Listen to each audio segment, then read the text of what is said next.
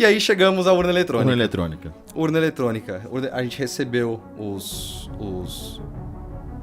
relato, né, e as provas de uma passeada que um cara deu ali no sistema do TSE. Não no sistema da urna. Deixando bem claro, o sistema dos computadores do TSE, exatamente. Não da urna eletrônica. Só que não tava muito legal, né, Elbi? Não tava muito legal a segurança do pessoal. Nem um pouco, né? Você lembra de cabeça mais ou menos o que você chegou a olhar no inquérito? Eu lembro, o inquérito chegou pra mim de madrugada, tocou o telefone, meu telefone toca por motivos esquisitos também, pra atrapalhar minha paz de espírito. E aí, leia esse PDF, que a voz dizia. Quando eu li o PDF, era o inquérito, e conseguiu minha atenção, né? Então, peguei o notebook, coloquei no colo na cama e comecei a ler. Cara, era um filme de terror do que eu lia.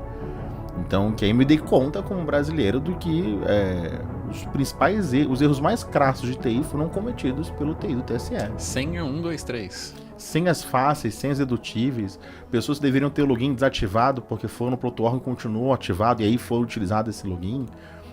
Uma ausência de isolamento de firewall, ou seja, tinham servidores que não deveriam falar com outros servidores que eram sensíveis, né?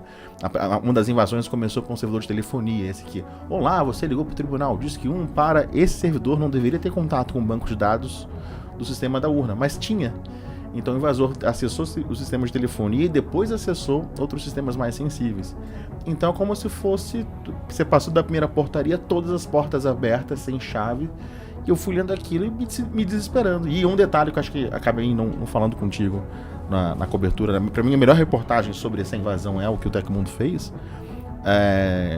que me marcou muito, todo o inquérito é o TSE relatando à Polícia Federal o que houve. Eu não vi uma diligência, eu não vi a polícia vindo, aquela coisa CSI, né, de colocar pozinho, de tentar procurar, validar se aquele ponto de vista estava certo. Não era só um mero relato. Infelizmente a gente tem o caso que o log foi perdido também, né? Pela empresa que fazia essa segurança, né? Eu vejo muita gente falar isso como se fosse perda de provas, mas apagar log não é um ato tão incomum. É errado. Falar, obrigado por falar isso. não é uma... Porque o log, para as pessoas entenderem, é um registro de tudo que aconteceu no sistema.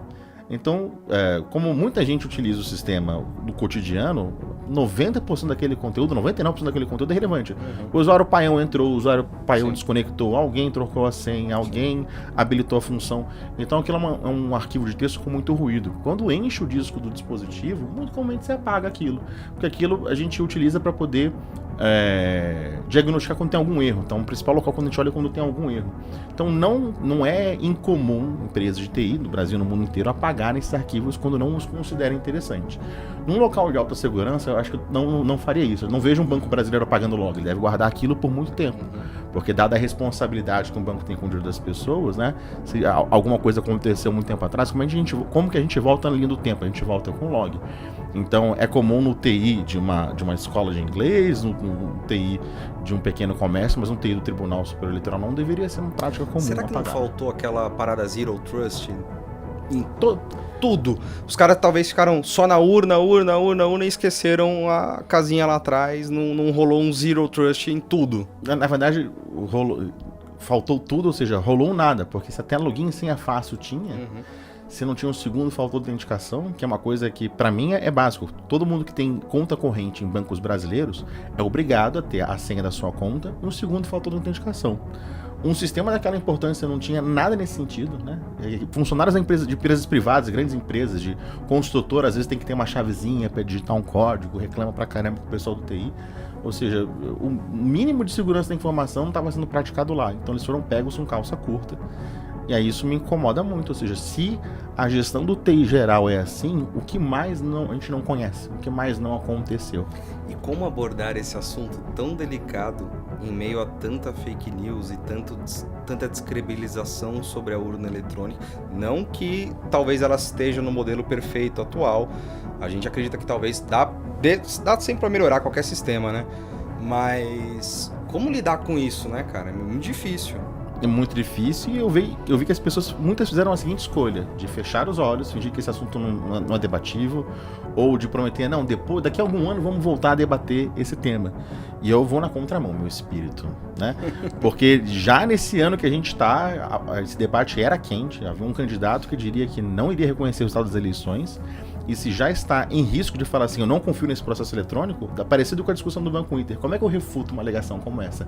Com investigação, com transparência. Da mesma forma como validar o vazamento do Banco Inter, eu propus uma cerimônia de transparência, de que as vítimas poderiam validar se houve ou não, aquilo que o Tecmundo estava noticiando, o que eu pedi publicamente para o TSE, eu manifestei publicamente, se existe um grupo político que está dizendo que não reconhecerá o resultado das urnas, ou que diz que elas são frágeis, vamos colocar transparência, vamos aumentar a auditoria, né? Não é fingir que nada está acontecendo, não, ou adiar, né?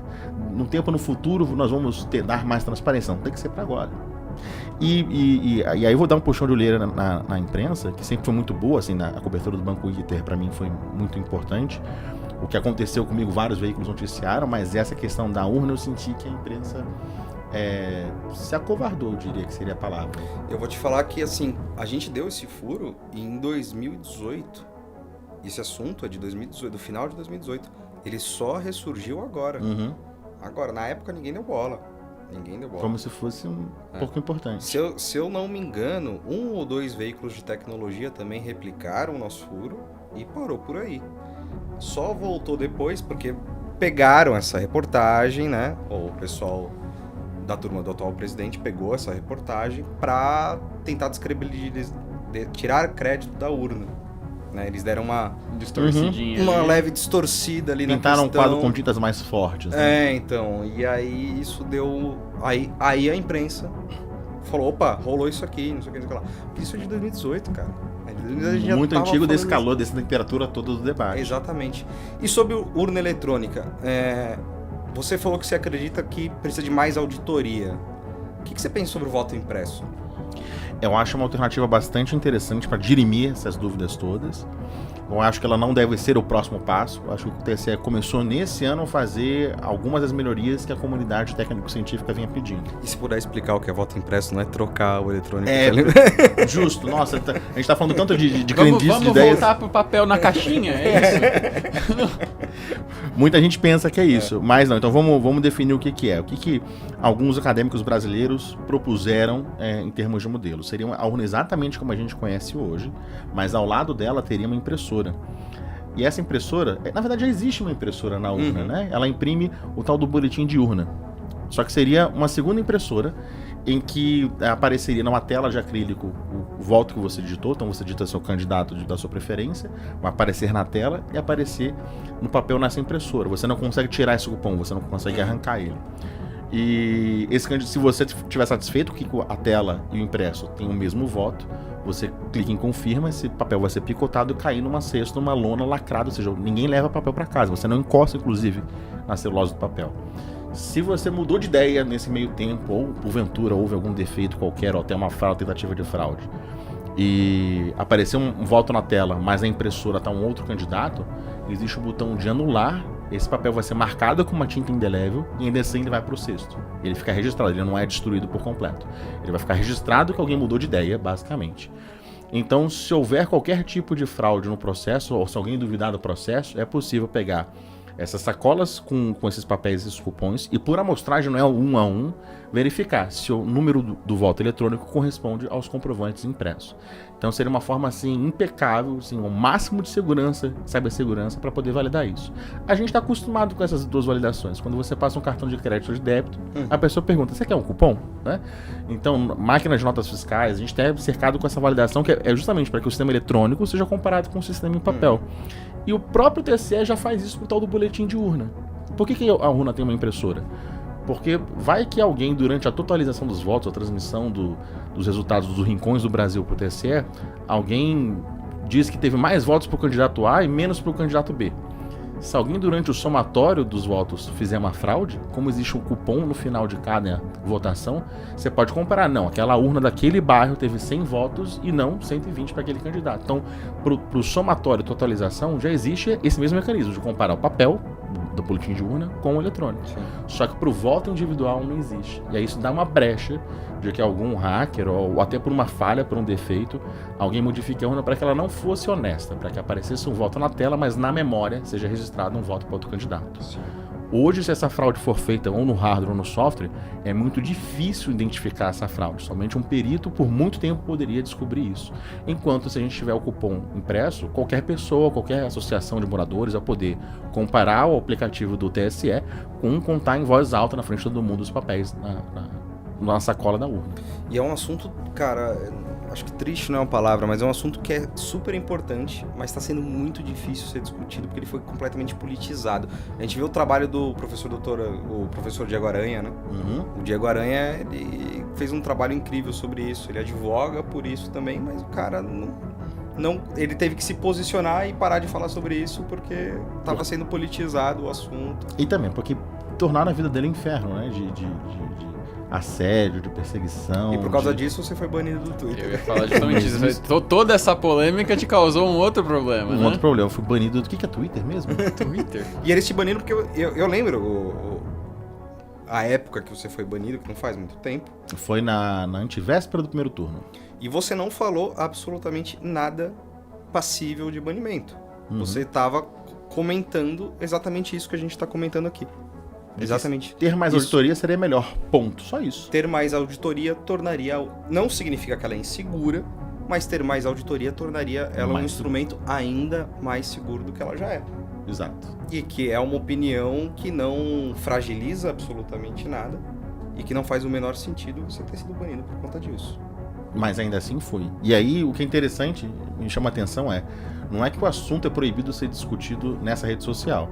É a minha opinião que é proibida. Porque haviam outras pessoas no debate repetindo aquilo que elas viam na imprensa mainstream. O Aranha, ele escreve sobre isso às vezes no Twitter, né? Ele fala raramente sobre isso. Ele fala, mas ele é mais comedido, eu diria, do que eu fui, talvez, né? Entendi. Mandei mais mensagens e me engajei com mais pessoas, que talvez ele se pronuncia no perfil dele.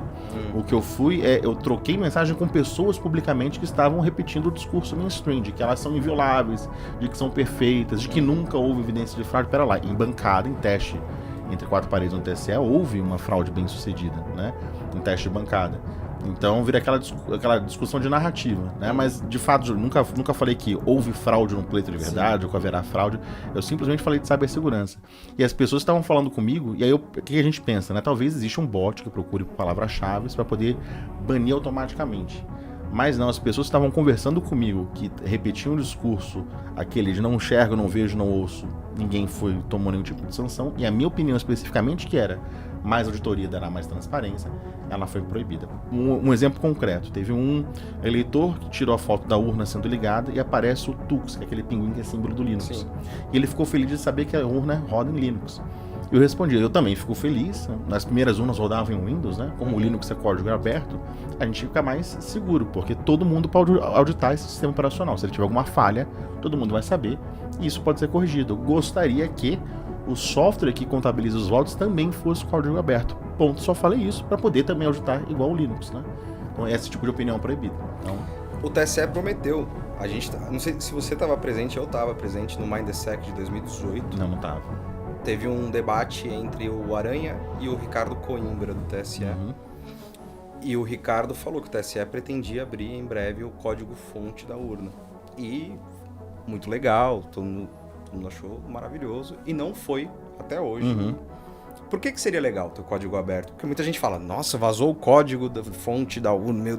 Por que seria legal ter isso aberto? Seria legal ter isso aberto, que qualquer entusiasta ou estudante de computação, qualquer programador, qualquer um que saiba ler código-fonte, como os softwares são feitos, poderia ler esse software, aprender como é que ele funciona, seria um aprendizado, e qualquer falha que houvesse poderia ser encontrada. É como você mostrar os ingredientes que tem no rótulo de um produto, né? Se alguém é alérgico, você sabe graças aos ingredientes. Então, muita gente fala, mas isso é bobagem, o brasileiro não é programador. Mas a liberdade de ver o código-fonte é parecida com a liberdade de imprensa. Vocês são jornalistas, vocês não sabem programar. Mas se vocês Com essa liberdade de código-fonte colocar na minha mão, de pessoas que trabalham comigo, a gente consegue, ou outro cara que tem um opinião diferente, um cara de outro país, enfim. Essa liberdade desse código passar de mão em mão, a quantidade de olhos sobre ele aumenta. E toda a internet é baseada em código aberto. O Firefox, o Linux, as principais tecnologias que a gente depende, o Apache, o Nginx, o banco de dados MySQL, tudo que de software que a gente utiliza que sustenta a internet nos servidores, ele é de código aberto por essa vantagem, ele pode ser altamente auditado, é por isso que as pessoas confiam nele, né? Por isso que a Microsoft hoje até abraça o Linux, por ser uma solução de código aberto. Então, a gente costuma falar em cibersegurança que por obscuridade, por escuridão, você não ganha mais segurança, é o contrário. Tornando transparente é que você ganha mais segurança, com mais holofotes.